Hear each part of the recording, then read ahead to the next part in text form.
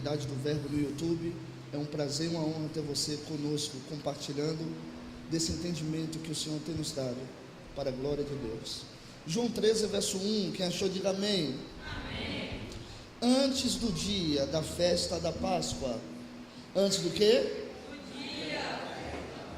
Antes do que, igreja? Do dia da festa da Páscoa. Sabendo Jesus que era chegada a sua hora de regressar deste mundo para o Pai, e que havia amado os seus, que havia o quê? Amado os seus. E essa última frase que é constrangedora, queria que toda igreja lesse essa última frase comigo, por favor. Que estavam no mundo, amou-os até o fim. Todo mundo repete comigo: amou-os até o fim. Outra vez. Agora, nesse mesmo capítulo, versículo de número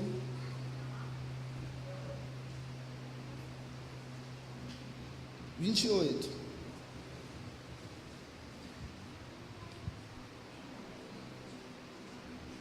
E nenhum dos que estavam reclinados aonde? E nenhum dos que estavam reclinados aonde? A mesa soube por que razão lhe dissera isso. Eu acho muito especial, e o Senhor tem ministrado muito em mim ao longo desses últimos dias e semanas. Feliz em te ver, viu? O Senhor tem ministrado muito em mim sobre mesa. Na quarta-feira passada nós falamos um pouco sobre a geração que serve as mesas. Quem estava aqui? Amém. E o Senhor vem ministrando ao meu coração a importância de viver uma vida a partir das mesas. Por muito tempo, a igreja cristã, ou denominada igreja evangélica, viveu a vida coroando o altar. Parece que por muito tempo na casa de Deus o altar era o lugar mais importante. As pessoas ansiavam o altar, as pessoas desejavam o altar, as pessoas, elas tinham um entendimento de que a santidade deveria ser uma realidade vivida a partir do altar. Só que com a vinda de Cristo há 2000 anos atrás, a configuração do que nós temos que viver hoje mudou. Muitas coisas que nós como igreja hoje vivemos ainda estão baseadas em uma fundamentação do Velho Testamento. O valor pelo exterior, o valor pelas coisas aparentes, o valor das coisas externas. Muitas congregações e muitos dos nossos amados irmãos ainda vivendo no novo pacto, repitam comigo, ainda no novo pacto, vivem a partir do velho entendimento. Meu querido, é a mesma coisa de você ter duas garagens no seu carro. Desculpa, dois carros em sua garagem. É você ter de um lado uma Mercedes C300 e você ter do outro lado uma Brasília amarela de portas abertas. O velho e o novo pacto é esse rompimento, é essa diferença de superioridade. No velho pacto, o homem vivia sendo empurrado por Deus. No novo pacto, Deus vive no homem para a glória do seu próprio nome. No velho pacto, Deus falou com Moisés assim: Moisés, eu vou adiante de você. Eu vou aonde? Ou seja, no Velho Testamento, Deus sempre estava tentando empurrar o homem. No Velho Testamento era Deus empurrando o homem.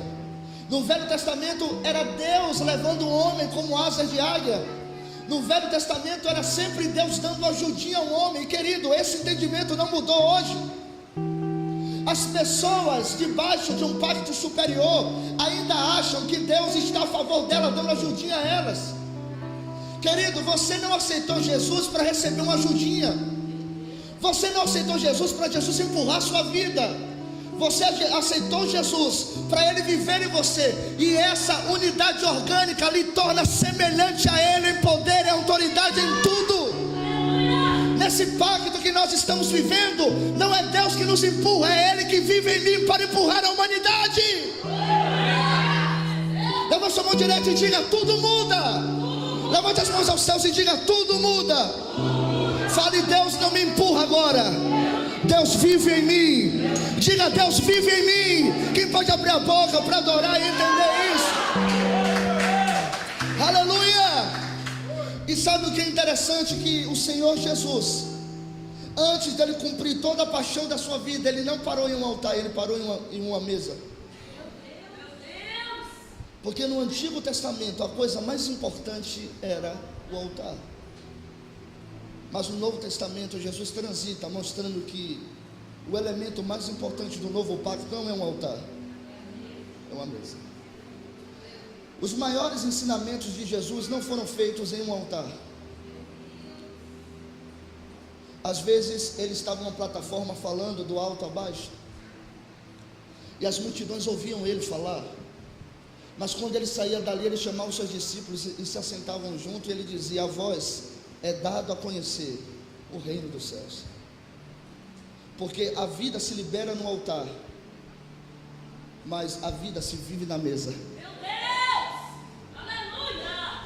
É por isso que nós estamos vivendo em uma geração só de liberadores. O cara prepara um bom sermão para pregar num púlpito. O cara prepara uma boa mensagem para pregar na igreja tal. Não, eu vou pregar na reunião de tal e vai virar tudo. E ele não entende que ali ele é só apenas um canal por onde passa, mas na mesa eu sou um recipiente onde eu dou e recebo, como recebo. Agora eu te pergunto, nesse novo pacto que nós estamos vivendo, qual é a sua posição de vida? Você é alguém que busca receber para dar, ou você é alguém que quer comer e dar? Uma coisa é receber para dar, e outra coisa é comer e compartilhar. O Senhor está migrando a mentalidade dessa geração, aonde amar a Ele será mais importante do que falar dEle, aonde querer Ele vai ser mais importante do que ter uma posição nele. O Senhor está migrando, querido, nesse novo pacto. O Senhor está migrando o fazer para o ser, porque fazer até uma mula faz, mas ser só os filhos são. Fazer até um jumento carrega ao rei, mas ser só os filhos se tornam semelhantes ao rei. Olha o seu irmão e diga: tem muito crente jumento que serve ao rei, mas não se parece com o rei. Posso ouvir um amém de vocês? E o que é especial é que nesse texto Jesus está diante da maior festa dos judeus. Qual era a festa? Qual era a festa? E a Páscoa, ela fala de três coisas. Levante a mão direita e diga: morte, transição e desfrute. Vamos lá: morte, o que mais? Outra vez. Para o Senhor libertar o seu povo, Sandra, da Páscoa, Ele teve que inaugurar essa libertação com uma morte. Ele mata, Luzia, um animal inocente, e esse animal inocente é a semente para a libertação. O Senhor falou para a nação de Israel: cada casa, cada família, tome um cordeiro sem defeito, inocente, e mate esse animal. Faça o que com o animal? Mate esse animal, e com o sangue desse animal você irá passar nos umbrais da casa dos hebreus, e na casa aonde estiver a marca do sangue, a morte não poderá entrar na casa. A libertação, ela não começa com a glória, a libertação começa com a morte. É por isso que sempre, para você se libertar de algo, primeiro custa, mas depois gera prazer. Quem aqui já teve vícios sabe o quão custa abandonar vícios, mas quando você vence eles, o quão é prazeroso viver sem eles. Toda libertação, primeiro ela gera morte, para depois gerar glória. Repete isso para o seu irmão, sinta no espírito. Diga para ele: toda libertação, primeiro gera morte, depois gera glória. Sabe o que eu acho interessante? Vendo a vida dos homens ricos dessa terra, todos eles faliram para depois se tornarem grandes. Porque, querido, não há sucesso sem morte, não há glória sem morte. É por isso que em todas as áreas da sua vida você terá sucesso se você morrer primeiro. Amém? No casamento, como eu terei sucesso no casamento? Se eu tiver um namoro mortificado. Se eu tiver um namoro mortificado, eu terei um casamento glorioso. Pastor, como é um namoro mortificado? É um namoro de não me toca aqui que eu não te toco aí. Um namoro mortificado é o seguinte: você é bonitinha, você é cheirosinha, mas enquanto isso só os meus olhos veem, minha mão não toca. O namoro mortificado é a separação do querer para o poder. Fale comigo: querer e poder. É quando eu quero, mas não posso, porque eu decido ser morto no meu namoro para viver um casamento glorioso. E eu sinto que esse ano vai ter muitos casamentos nessa casa, amém? Entendeu, Magda? Amém, meu filho? Você ficou feliz quando eu falei em casamento? Eu senti isso em você. Senti. Repita comigo: não há sucesso sem morte. Está vendo, Érico? O homem se animou. Não há sucesso sem morte. O povo de Israel só poderia entrar na terra que emana leite e mel se primeiro tudo fosse inaugurado com a morte. Não há sucesso sem morte. O Senhor manda eles matarem aqueles animais e coloca nos umbrais da casa. Quando o espírito da morte vem passando em casa, a casa que tinha a marca do sangue, quem estava dentro não provava da morte. Porque, querido, como eu sou levado à morte? Existe uma diferença em ser levado ao fracasso e ser levado à morte em Cristo. Porque tem muita gente que acha que o seu fracasso pessoal é morrer em Cristo, e não é um fracasso pessoal.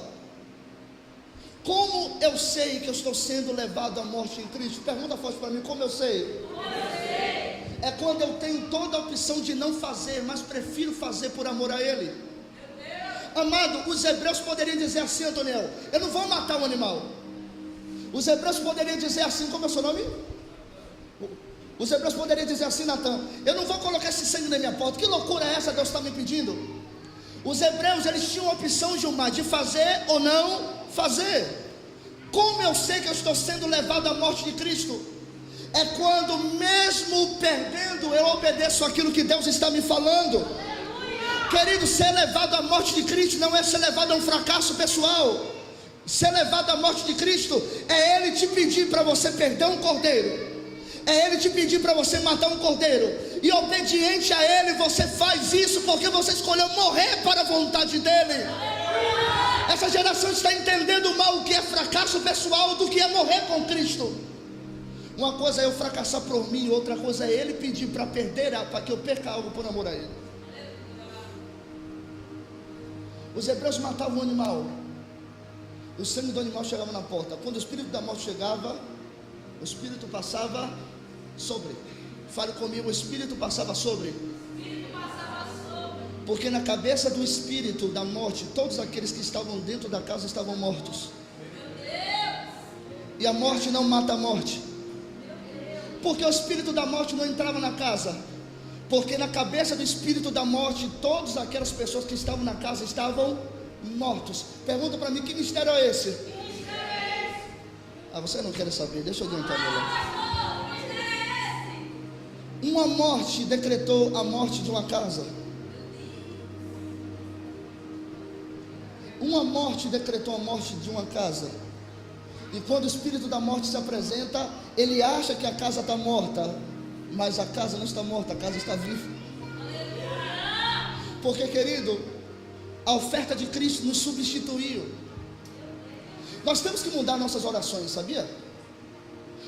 Temos que mudar essas orações de repreender demônios, de falar o nome deles, de gritar para que eles façam isso ou aquilo. Porque, querido, se eu luto com alguém é porque aquele que eu estou lutando não foi vencido.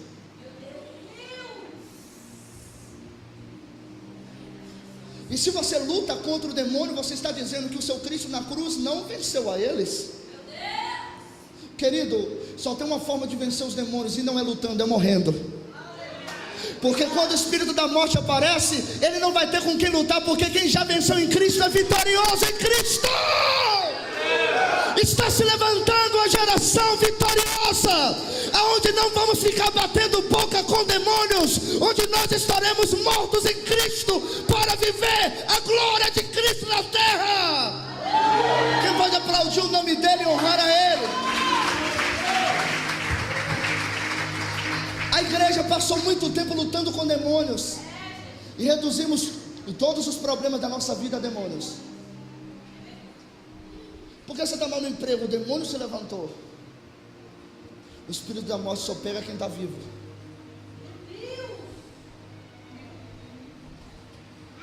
Se um demônio tem tido acesso à sua vida, é porque ele achou vida em você e não morte. Porque se ele acha você morto, o que ele vai fazer contra você? Satanás tentou Jesus até ele dizer: está consumado. Depois que ele expirou na cruz, como vai tentar um morto? Nós estamos mortos nele, amém? E sabe o que é interessante? Eu quero liberar uma palavra sobre a sua casa. Essa marca do animal que estava na casa não protegia só quem matou o animal, mas protegia toda a família que estava dentro dela. Querido, se em uma família tem uma pessoa escondida em Cristo, toda a sua geração é guardada em Cristo. Se em uma casa existe uma pessoa guardada em Cristo, toda a sua geração é guardada em Cristo. Então não lute com seu marido, não lute com a sua mulher, não lute contra seu filho, para que eles sejam aquilo que você acha que eles têm que ser. Lute para que você seja encontrado em Cristo, porque se você for encontrado nele, toda a sua geração será guardada por ele. Mas nós perdemos tempo querendo que a pessoa seja aquilo que nós achamos que ela deveria ser. Você se lembrou de Raabe? Quem era aquela mulher? Uma prostituta. Mas quem Deus guardou? A sua geração. Porque tem uma coisa muito interessante: o pacto que o Senhor faz com você de sangue para sangue é de quê? E toda a sua estrutura geracional está no seu sangue. Querido, se um cientista hoje pegar o seu sangue e quiser fazer uma reconstrução genética para descobrir quem são os seus ancestrais, ele vai saber. Porque no nosso sangue está toda a nossa estrutura genética, amém? A medida da salvação de Deus é a família. Porque quando Deus faz um pacto de aliança com Daniel de sangue para sangue, quando o sangue de Cristo toca o sangue de Daniel, quando a vida de Cristo toca a vida de Daniel, o Senhor faz todo um raio-x geracional. Porque no sangue de Daniel está toda a sua geração codificada. Então quando o Senhor salva alguém, o Senhor não está salvando um. Quando o Senhor salva alguém, o Senhor está abrindo a porta para salvar uma geração. A vida de um é uma porta. Bata no peito e diga: eu sou uma porta para minha família. Bata forte e diga: eu sou uma porta para minha família. Bata forte e diga: eu sou uma porta para minha família. Toda aquela casa era salva, porque na cabeça do espírito da morte, todos aqueles que estavam lá estavam mortos. Só que depois da morte existe um processo que é a transição. E a transição ela tem 3 etapas. Ela tem de sair do Egito, passar o deserto e desfrutar Canaã. Sair do Egito, passar o deserto e desfrutar Canaã. Todas as pessoas que morreram em Cristo estão sendo empurradas para fora do Egito. Querido, se você nasceu de novo, não é você que vai sair do Egito, o Egito que vai empurrar você de lá. Porque aquelas amizades que não têm a vida de Cristo não vão querer você perto. Aqueles familiares que não têm a vida de Cristo não vai querer ter você perto. Não foi Israel que saiu do Egito, Faraó que expulsou Israel. Porque dentro do Egito, um filho de Deus se torna um problema tão sério que o Egito não quer um filho dentro dele. A vida começa a nos empurrar para fora do Egito, porque essa vida que vive em nós é uma vida que se opõe a esse sistema. É por isso que tem coisas que as pessoas fazem, na cabeça delas são certas, mas naquele que tem a vida, naquele que porta a vida eterna em seu espírito, para ele, aquilo é uma grande afronta, Lua. O Egito nos vomita. Olha o seu irmão e diga: o Egito vai vomitar você. Amém? Quando o Egito te vomita, você passa pelo deserto. Mas eu não quero ficar nessa mensagem de deserto, porque isso é muito triste e não é uma manhã para isso. Amém? Amém? Tem alguém passando no deserto aqui? Glória a Deus. Não, né, Glória? Depois que eu estou morto, eu entro nesse processo de transição. Viu, Thay? E aí eu passo o processo de deserto, que eu não quero falar muito, que eu já vi, quando eu toquei o nome deserto, algumas caras já falaram, algumas caras já fizeram assim: ele está falando de mim.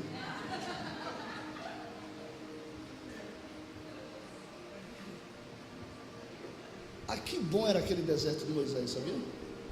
Roupa crescia, comida chegava, sandália crescia, ninguém morria, todo mundo forte.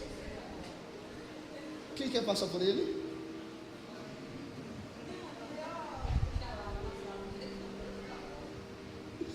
Só que olhe bem, transicionar é doloroso. Mudar sua cultura, mudar a vida que você tinha, mudar o que você era, isso é doloroso, custa largar a estrutura que eu tinha para viver a partir do nada. E o que é interessante é que quando Cristo nos chama para Ele, Ele não aceita nada que nós havíamos construído para nós. Eu preguei esses dias na Livro dos Vales, eu falava que quando o Senhor tirou Jacó das tendas, o Senhor não deixou Jacó levar nada, porque toda estrutura que eu construo no engano, o Senhor não aceita vivendo comigo. É por isso que quando Ele nos traz para Ele, Ele nos traz no invisível. Não tem nada, 1.0. A outra estrutura não presta para nada. E transicionar é complicado, mas é na transição que a sua fé acorda. Porque, querido, a sua fé só acorda quando você tem que usar a sua fé. Se você tem uma estrutura formada, para que você precisa ter fé? Se você sabe que você vai sair do seu apartamento, vai ter um carro te esperando, a sua chave está no bolso, você precisa de fé para ter um carro? E se você sabe que você vai acordar no outro dia, a sua casa está paga, está tudo, as contas tudo ok, você vai precisar ter fé para que o Senhor providencie algo para você pagar? Não. Porque quem tem uma estrutura montada não precisa ter fé, só precisa desfrutar. Mas quando o Senhor nos leva à transição, Ele nos leva para acordar nossa fé. E quando Ele quer acordar nossa fé, Ele nos coloca em um ambiente onde nada existe, para eu acreditar que a minha fé nele pode passar a existir. Querido, Deus não vai fazer sua fé acordar quando você tiver uma estrutura. Deus vai fazer sua fé acordar quando você não tiver nada, e no nada você fala: haja luz, e houve luz. Porque a fé se inicia onde nada existe. Você tem orado para Deus dizendo: Deus, eu quero ser uma pessoa de fé. Se você está pedindo isso a Ele, Ele vai tirar coisas de você. Porque para a sua fé acordar, o invisível tem que aparecer. Amém, queridos? Mas não existe nada que Deus tire de nós que não revele uma glória maior. Deus tirou do Espírito Santo a terra sem forma e vazia, para que no meio do nada o Espírito Santo pudesse se mover por meio da luz. E quando Ele gritou: haja luz, houve pássaros, árvores, frutos, tudo. Mas para que sua fé acorde, Ele tem que te levar ao invisível.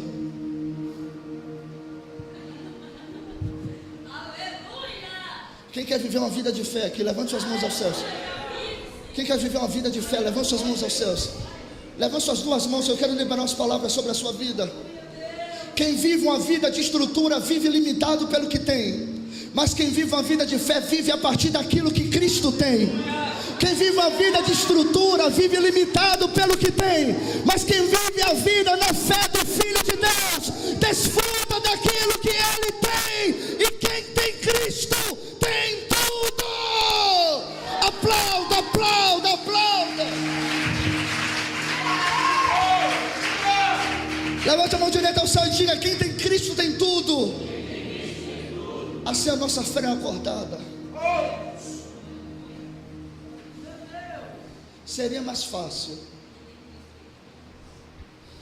amado, posso falar uma coisa doida? Porque o Senhor fez você nascer em uma família completamente sem estrutura. Porque quanto mais no invisível você for formado, mais fé vai ser ativada. Conheça as pessoas de fé, são pessoas que já nasceram em estruturas invisíveis. Mas é mais difícil para aquele que já nasce com a estrutura montada viver uma vida de fé.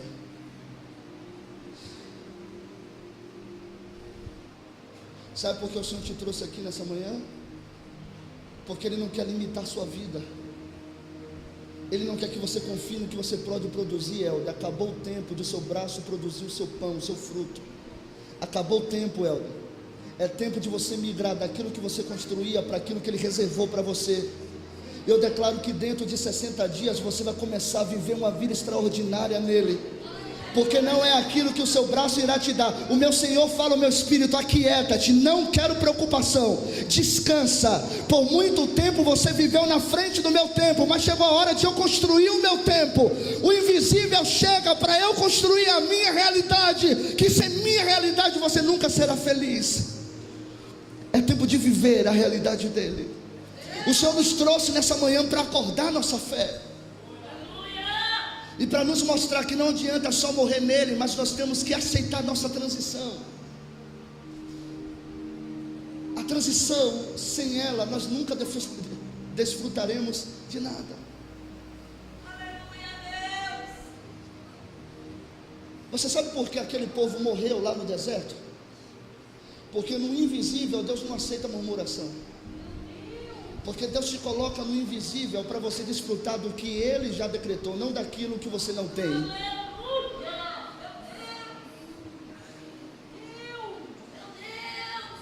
Mude seu linguajar, querido. Quando você abrir a sua geladeira e só tiver ovo, você vai dizer: glória a Deus, minha geladeira está abastecida. As pessoas vão dizer: que loucura é essa? É loucura, porque a fé não pode ser racional. Quando você entrar na sua casa, Alisson, você tem que olhar todos os cômodos e dizer: graças a Deus minha casa está toda mobiliada por completo, o Senhor me abençoou. Querido, porque se Deus vive em mim e Ele é o verbo e Ele fala através de mim, assim como Ele falou e existiu, Ele pode falar através de mim e dar vida ao que Ele quiser. Ele nos trouxe para acordar nossa fé. Amado, uma vida melhor não está longe de você, uma vida melhor está na ponta da sua língua. O Senhor diz que doçuras e prosperidade estão na ponta da nossa língua. Mas nós nos acostumamos com um vocabulário de fracassado. E achamos que o que falamos não tem valor. Querido, o que você fala é uma semente. Toda semente tem um fruto. E alguém vai comer do fruto. Não, eu estou cansado. Estou sobrecarregado. Eu estou doente. Não, você não está isso. Os seus sentidos dizem: eu estou assim, mas no meu espírito eu digo: eu sou como Ele é. Aleluia! Querido, nós que estamos em Cristo não podemos avaliar nossa vida mais a partir do que nós estamos vivendo. Entendeu, Thay? Temos que avaliar nossa vida a partir do que Ele é. Porque o nosso padrão de vida não é mais nosso, Ele vive em nós. Não é o que eu passo, Natan. Não é as dificuldades que eu tenho, filho. É Ele vivendo em mim. Ele é o meu padrão. Se Ele é saudável, eu sou saudável, porque Ele é o meu padrão. Se Ele é feliz, eu sou feliz, porque Ele é o meu padrão. Não é um momento que eu passo, porque a minha vida não tem mais a ver comigo, a minha vida tem a ver com Ele. Bota a mão no peito e diga: a minha vida não tem mais a ver comigo, a minha vida agora tem a ver com Ele. Já estou encerrando para nós iniciarmos a ceia, amém? Aguenta só mais 5 minutos? Depois que a minha fé é acordada no invisível e eu transito, eu passo a viver uma vida de desfrute. E viver uma vida de desfrute é viver uma vida de mesa. Como eu sei que eu estou desfrutando Cristo, Érica? Como eu sei que eu estou vivendo Cristo? Não é quando somente eu como, mas é quando eu como e compartilho. Se uma pessoa te procurar hoje, você teria Cristo para compartilhar com ela?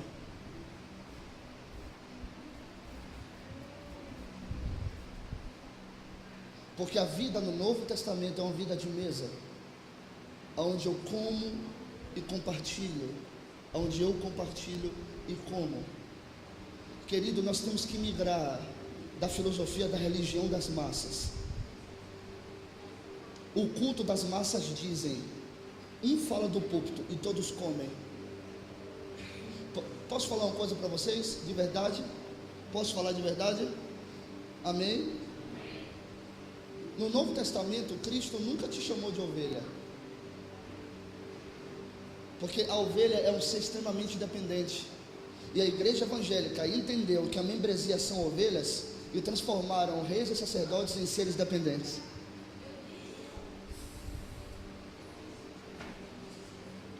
A única vez que Cristo fala com Pedro, apacenta as minhas ovelhas, não estava dando a entender sobre pessoas necessitadas, ou pessoas que deveriam ser carregadas. Jesus estava falando de um aprisco que estava fora de Israel, que era os gentios, que os gentios sim eram vulneráveis, que os gentios sim deveriam ser carregados, porque o judaísmo não aceitava eles. Mas você nunca vai ver os apóstolos falando, minhas ovelhas. Você nunca vai ver Pedro escrevendo, dizendo, minhas ovelhas. Não, ele fala, meus irmãos. Porque a ovelha depende de alguém, mas o irmão vive em igualdade. Só que esse entendimento de pastor e ovelha tirou a mobilidade da geração, escravizou a geração. Porque se eu sou pastor e você é ovelha, você depende de quem? De mim. Mas quando Pedro e João levantaram o paralítico, aquele paralítico que Pedro e João levantou na porta do templo, Pedro não deu o que ele era, o paralítico. Pedro olhou para aquele paralítico e falou, o que eu tenho eu te dou, em nome de Jesus Cristo, levanta e anda. Aquele paralítico não correu atrás de João e Pedro, aquele paralítico correu independente para o templo. Porque quando a geração se levanta, ela não depende de homens, ela se levanta para a liberdade em Cristo. Claro que temos autoridades, não, isso é inquestionável. É inquestionável que nós temos autoridade, temos autoridades, mas as minhas autoridades não me tornam dependentes do colo dele, querido. Nós estamos levantando para uma geração de liberdade, aonde a vida de Cristo operando em todos, irá levar todos a viver para a glória dele. Vamos migrar da mentalidade de dependência. Iremos viver em uma mentalidade de colaboração. Querido, a ovelha, ela colabora com o que, com o pastor? Então, alguns pastores amigos meus que falam assim, porque as minhas ovelhas, eu digo, Senhor do céu, é um ditador. Porque se algo aqui é meu, eu sou Jesus. Minhas ovelhas, queridos, suas ovelhas, está desviado, cara. Porque nem minha vida é minha, como é que as minhas ovelhas são minhas? Nessa geração não existe pastor e ovelha, nessa geração existe reis e sacerdotes. Querido, nós vamos levantar para a liberdade. Quem sente isso? Eu sinto isso. Querido, nós vamos migrar daquela história, chama o pastor para orar. Não vai ser assim, eu vou orar porque a vida que vive no pastor é a vida que vive em mim. A vida que vive no pastor é a vida que vive em mim. Se levanta para adorar, se levanta. Abre a boca para adorar, para adorar, para adorar, para adorar. Oh, viver por essa vida. Está se levantando uma geração que vai viver por essa vida. Levante suas mãos aos céus. Desfrute dele, querido. Desfrute dele. Desfrute dele. Não é tempo de indiferenças. É tempo de igualdade. Aonde não há menor nem maior. Onde todos são um nele. Onde todos são irmãos nele. Onde todos são irmãos nele.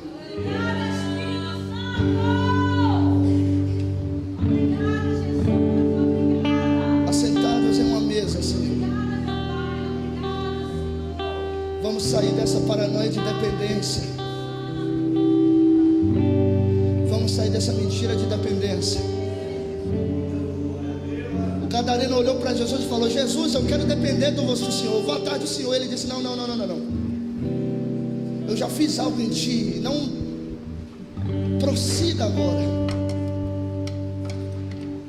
Eu já fiz algo em ti, agora prossiga. Gadareno, você tem que voltar para a sua família. Mude essa mentalidade de independência.